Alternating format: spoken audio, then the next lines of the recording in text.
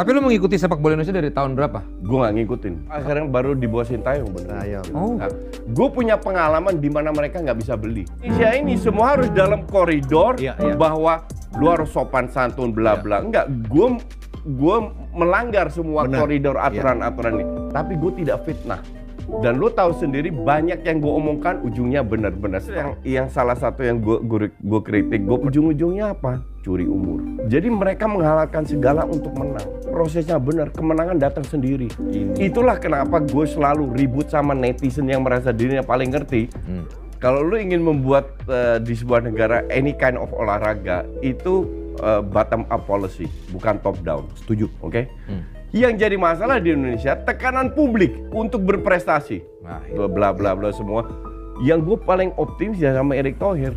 Jadi kalau ditarik kesimpulan dari apa yang dinyatakan oleh Coach Justin, sebagai pengamat sepak bola harus punya kritikan terhadap sebuah tim, harus secara mendasar, bukan semena-mena atau bukan dibuat-buat. Dan juga dari awal mula ketidakcintaan atau malas tentang menonton sepak bola Indonesia, baik itu level liga ataupun level timnas. Jadi saat ini bersama Coach Sintayong dan bersama Pak Erick Thohir sudah membangkitkan sebuah keinginan untuk menonton. Jadi apa yang dinyatakan oleh Coach Justin ini benar sekali. Jadi kita yang sudah merasakan, sudah lelah atau sudah malas ketika menonton, jadi saat ini sudah luar biasa dengan level yang diangkat oleh Pak Erick Thohir dan juga Coach Sintayong dengan mendatangkan pemain diaspora melalui prosesnya yaitu naturalisasi. Dan sebentar lagi ya timnas Indonesia akan bertandang ke markas Arab Saudi dan kemungkinan besar timnas Indonesia berpotensi besar punya amunisi baru yang seperti sudah dinyatakan oleh sebelum-sebelumnya yaitu Pak Arya Sinulinga. Namun kita fokusnya saat ini adalah menonton atau menyimak bersama bagaimana tanggapan dan komentar statement dari Coach Justin. Jadi silakan tulis di kolom komentar tanggapan kalian. Dan sindiran ini menurut saya rasa sindiran keras kepada cawe-cawe yang anti naturalisasi. Dan tapi lu mengikuti sepak bola Indonesia dari tahun berapa? Gue nggak ngikutin. Sama sekali? Baru sekarang di akhir-akhir ini. Baru akhirnya baru di bawah Sintayong bener. Ya, 3 dong. Berarti udah ada grade-nya, grade apa namanya kalau gitu? C. Futsal. Enggak, di futsal. Futsal. Kalau melatih itu boleh nggak ngelatih timnas kan? Gue kan pelatih timnas. Bukan, maksudnya bola yang ini bukan futsal. Nggak boleh. Lu bisa cek. Yang nonton 150.000, 200.000. Yang kasih dislike berapa? 5%. Yang like 95%. Jadi untuk gue haters banyak itu apa? Tapi gini, kalau misalnya 2 orang, 3 di atas 5% ya banyak dong, Coach. Oh itu menurut banyak? Ya hitungannya banyak. Jadi 95% lo abaikan? Ya banyak juga yang lebih banyak yang suka sama lo, tapi ada banyak juga yang nggak suka sama lo gitu. Kalau untuk gue 5% layak gue abaikan. Ya? Layak lo abaikan. Karena 95%. Lo nggak peduli sama komen-komen jelek, lo nggak peduli nih? Atau lo sempet kepancing emosi lo balasin juga? Enggak lah. Tai lo. Gue punya hak untuk ngeblok bukan? Iya. Nah ini Twitter banyak yang diblok-blokin sama dia. 12.000, mungkin sekarang 13.000. Parameternya apa yang lo blok? Orang yang apa? Ya kalau kurang ajar tuh yang bilang. Iya. Yang lo ingat apa komen yang kurang ajar sampai akhirnya lo? Enggak, gue inget nggak penting yang negatif tuh nggak penting. Oh, langsung lo blok itu? Ya. And I don't care siapa. Ada temen gue juga gue blok. Gue di dalam kamus hidup gue nggak ada yang namanya gagal atau sukses. Betul, setuju gue. Karena kalau gue bilang gue sukses, plafon gue segini. What kalau gue udah mencapai plafon gue? Lu akan lengah. Mau kemana lagi? Iya. Jadi untuk gue sih, gue manfaatkan semua peluang yang ada sekarang. Lahirlah itu 7 talk show. Jadi kalau gue seandainya bagus terus ya gue terusin aja sebisa mungkin. Karena dikira cuma menyampaikan data doang, nggak bisa. Gue punya pengalaman di mana mereka nggak bisa beli. Paham? Di Indonesia ini semua harus dalam koridor bahwa lu harus sopan santun bla bla. Enggak, gue melanggar semua koridor aturan-aturan ini. Tapi gue tidak fitnah. Dan lo tahu sendiri banyak yang gue omongkan ujungnya benar-benar. Setelah 1, 2, 3 tahun, oh ya ternyata Coach Justin benar. Yang jadi dari kardus menjadi domba. Banyak yang katakan itu. Gue masih main bola nih. Gue passing kiri kanan merem bola sampai. Kok bisa? Karena gue dari kecil dilatih. Yang hilang kan napas, teknik nggak hilang. Bocah-bocah gue kolongin semua itu. Kalau di futsal kan 20-an lah, 25. Lu ngadepin staff lu. Ya. Setiap pemain punya karakter berbeda. Ya. Nangkepnya juga beda, ada yang cepet, ada yang enggak. Jadi lu harus bisa menyatukan dalam kurun waktu yang singkat. Dan lu harus perform. Nggak perform, dihajar. Baik sama masyarakat atau juga sama ini, sama organisasi, apa namanya, organisasi. Iya, organisasi. PSSI. Iya. Sama PSSI, lu dikasih duit kagak, mintanya banyak. Ya kan susah. Ya kan ada duitnya, Coach. Masa ada duitnya? Futsal parah waktu itu. Gue masih ingat ada waktunya di mana gue diundang ke Bandung. Minimal lu bayar bis lah, dan kagak ada duit. Bahkan nasi kotak yang lu cerita, bahkan nasi kotak. Mau bicara makanan sehat apaan lu? Udah bagus udah pernah nasi kotak. Nah, akhirnya bis siapa yang bayar? Lu sendiri? Nggak jadi ke Bandung. Gue pernah jadi gue pernah setengah dijebak. Diminta ada sebuah event, gue lupa event apa. Coach lu jadi itu ya, LOC. Jadi head of delegation. Oke. Waktu itu gue udah dirtek waktu itu. Jadi bukan ngelatih lagi. Head of delegation, gue pikir oke, gue dapet debut sama KPSI. Oh, yang dua. Lanyala. Iya. Dualisme. Dualisme. KPSI ketuanya Lanyala ketuanya. Gue ditelepon wartawan interview ya sedikit curcol lah biasa. Tiba-tiba wartawan bilang, lu kalau minta dikasih duit sama Nyala mau nggak? Oh mau aja, I don't care. Ini demi kepentingan tim kok. Iya. Nggak lama kemudian Nyala WhatsApp, lu butuh berapa? Nggak banyak, ini buat jadi kalau kita pergi kan ke event internasional, hotel makan 3 kali ditanggung. Tapi kan lu butuh untuk makan di kamar, roti atau uang saku. Ada tambahan pasti. Ada tambahan sedikit lah, nggak perlu banyak. Waktu dia bilang $5.000 cukup nggak? Oh cukup, $50 waktu itu 50 juta. Dalam 2-3 menit ditransfer. Nyala. Gue lapor dong ke ketua BFN. Gue dapat $5.000 dari Nyala nih. Dia bilang, lu gimana sih? Ambil duit dari KPSI yang lu PSSI. Gue bilang, lah kalau lu kasih gue duit, gue nggak akan minta. Gue bilang gitu. Masuk akal. Ya masuk akal, iya. Jadi ini tanggung jawab gue berani full tanggung jawab. Kalau lu mau pecat gue ya silahkan. Tapi lu buka ini nggak apa-apa nih, Coach? I don't care. Wow. Nah terus akhirnya dia bilang ya sudah nggak apa-apa. Masuklah ke kuping ketua PSSI. Saat itu Johar Arifin. Arifin. Dan gue deket sama Johar Arifin sampai sekarang itu. Gak lama kemudian ditelepon PSSI. Ketua PSSI kasih 50 juta lagi. Dibalikin nggak yang dari Lanyala? Enggak. Jadi 100. Jadi gue dapat 100 Iya. juta. Dan semua duit yang gue terima, gue bilang ke pemain dan staff, gue dapat 100 nih. Jadi kita untuk ini. Jadi bukan buat lo, tapi ini buat tim gitu ya? Karena ini buat tim, gue berani itu. Jadi intinya mereka pertama awalnya mau suruh gue pergi nggak dikasih duit, terus akhirnya gue bawa 100 juta. Pernah ke Danone Cup kalau nggak salah itu, yang bocah-bocah kecil atau turnamen-turnamen, pialanya segede gaban. Yang penting harus menang. Iya. Ujung-ujungnya apa? Curi umur. Iya, betul.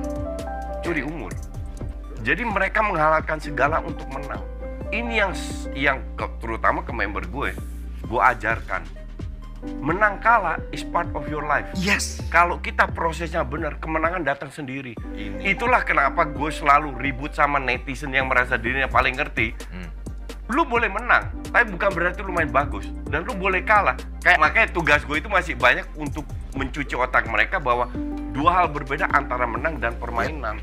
Banyak orang kita memang belum terbentuk dari bawah gitu. Tapi kalau dari lu sendiri gimana, Coach? Gini. Kalau lu ingin membuat di sebuah negara any kind of olahraga, itu bottom up policy, bukan top down. Setuju. Oke? Yang jadi masalah di Indonesia, tekanan publik untuk berprestasi. Nah, itu. Nah, dia melakukan paralel, top down, dan bottom up sekaligus. Yang di sini, dia datangkanlah naturalisasi. Kan ini nggak 20 tahun beruntun datang. Dia datangkan untuk jadi jembatan sampai biar kita bisa berprestasi, sampai yang bawah-bawah ini bisa ngikutin, itu yang dia ngomong. bisa bersaing.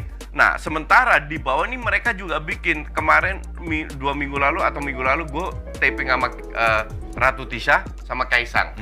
Gue kulik-kulik dong Ratu. Gimana, apa yang kalian lakukan buat pindah? Di situ Ratu Tisha menjelaskan, kita nanti di beberapa klub ada, kalau itu ada semua dijelaskan. Jadi mereka benar-benar juga concern Tapi memang nggak segampang itu. Iya, tadi juga persis yang diomongin itu persis mana nih langsung.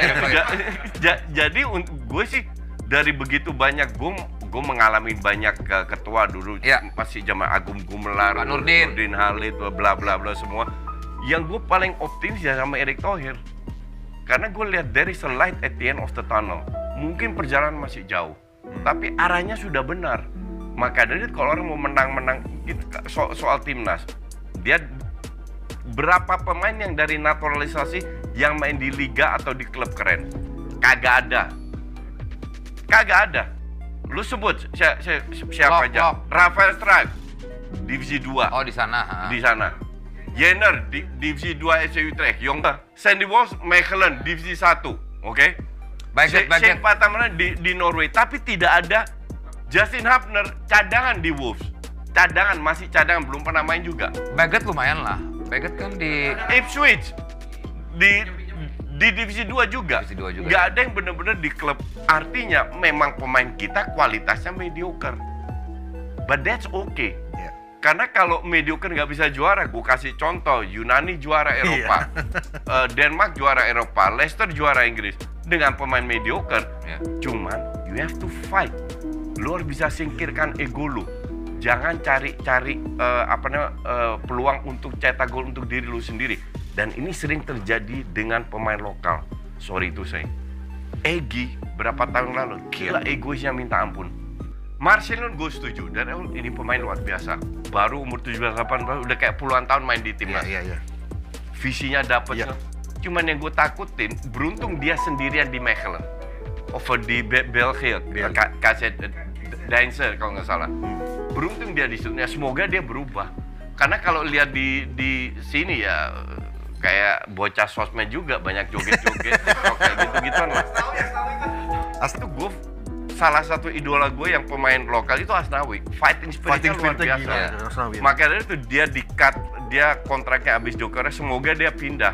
Tapi jangan kayak Arhan itu main di Jepang, gue bawa Stefano Lillipali. Orangnya masih hidup kan, lu boleh tanya Lillipali. Gue yang kasih dia klub ke Lillipali di Jepang, nggak pernah main. Kontak, kok nggak main? Nggak ngerti.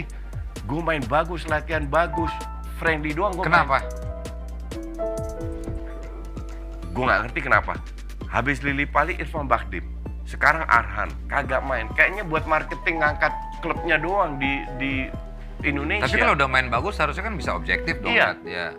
Ternyata tidak. Bahkan di divisi 2 pun enggak. Makanya bilang nggak usah ke Jepang lah. Udah mending Korea aja. At least lu bisa main tiap minggu. Karena di usia timnas kita kan paling muda, 24,2 tahun kalau nggak salah. Nah itu mereka harus tiap minggu bermain. Kembali lagi ke naturalisasi, para pemain yang lu sebut kelihatannya banyak karena tampangnya berbeda. Padahal sebenarnya nggak banyak-banyak amat, ya kan? Ini kalau gue bilang ini untuk jembatan mengangkat agar kita bisa berprestasi. Ini nih, itu doang. Karena gue mengalami sendiri. Waktu gue menjadi pelatih timnas, dulu ada banyak tekanan juga lah. Orang bilang mau nitip. Akhirnya karena nih orang penting punya duit, gini deh, gue kasih dia kesempatan untuk bermain 2 orang di Liga Pro, top skor 1 dan 2. Tapi gue lihat secara visi dia nggak bisa ngikutin. Oke, gue kasih lu kesempatan untuk latihan sama anak-anak diobok-obok lu. Bener-bener gue berpantat lu. Sampai di top skor padahal tuh ya. Top skor di liga.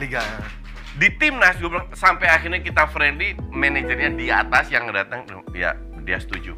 Emang mereka nggak bisa ngikutin. Di kita kalau lu cetak gol lu hebat. Sementara midfielder yang kasih assist apain nggak dilihat. Iya betul. Yang penting bisa cetak gol. Nah itu yang repot. Gue bilang lebih baik ke Eropa. Bahkan nggak ke Korea, Jepang, lebih baik ke Eropa. Sadil kan di Malaysia ya? Iya Sadil di Malaysia. Sekarang gini, lu di Malaysia, di Korea, Jepang lu masih makan nasi. Oh itu ya? Masalahnya itu. Lu di sana, lu makan spaghetti, lu makan kentang. Lu nggak suka kentang, lu paksa diri lu, bisa nggak? Bisa nggak lu adaptasi? Budaya Asia mau Korea mau apa masih ada nggak enak sopan sana. Di sana lu main jelek dihantam kiri kanan, lu masukin ke hati nggak? Lu bisa bounce back nggak? Lu emosional nggak? Lu ngambek nggak? Mental. Jadi sejelek-jeleknya mending sayang Bagus Kavi gagal. Iya. Padahal dia udah dapat kesempatan. Dia cedera yang ini dia cedera tuh. Parah itu. Iya. Ya pemain Jepang banyak di Jerman ya. Pemain Jepang aja kirim ke Eropa, kok kita kirim ke Jepang. Terakhir gue ditanya sama siapa ya? Soal Prabowo bikin akademi di Qatar. Ya sejak kapan Qatar negara bola? Tuan rumah, iya. Kembali lagi lu bisa perform nggak? Kalau performa lu oke ya, mereka akan tutup mata. Tapi kalau perform lu nggak oke, lu yang pertama dihajar. Highlight lah Ya, gitu ya. ya. Gue salah satu ambisi gue adalah mengangkat derajat pandit. Pandit itu profesi yang diabaikan oleh terutama TV. Iya. Cuman Oke. buat misi ini doang. Iya, cuman buat ngisi biar nggak ada itu. Nah, itu yang gue coba rubah. Oke sahabat-sahabat, saya rasa statement dari beliau agar mereka yang cewek-cewek anti naturalisasi dan selalu memberikan kritikan. Jadi kalian kalau dikatakan pengamat ya jangan baper ya. Sekali kalian ini dan itu memberikan kritikan tajam seperti yang dikatakan kemarin oleh Bung Towel ya. Ternyata setelah mendapatkan Coach Sintayong menganggap seorang Bung Towel itu perlu, tetapi kritikannya itu tidak mendasar. Lah malah tanggapan dari Bung Towel ini itu caper. Malah baper dengan apa yang dikatakan oleh Coach Sintayong. Jadi bagaimana tanggapan kalian? Silahkan ditulis di kolom komentar dan jangan lupa like dan share video ini sebanyak-banyaknya agar kalian tidak ketinggalan informasi penting khususnya timnas Indonesia. Salam sepak bola bersih, salam sepak bola keren, salam olahraga.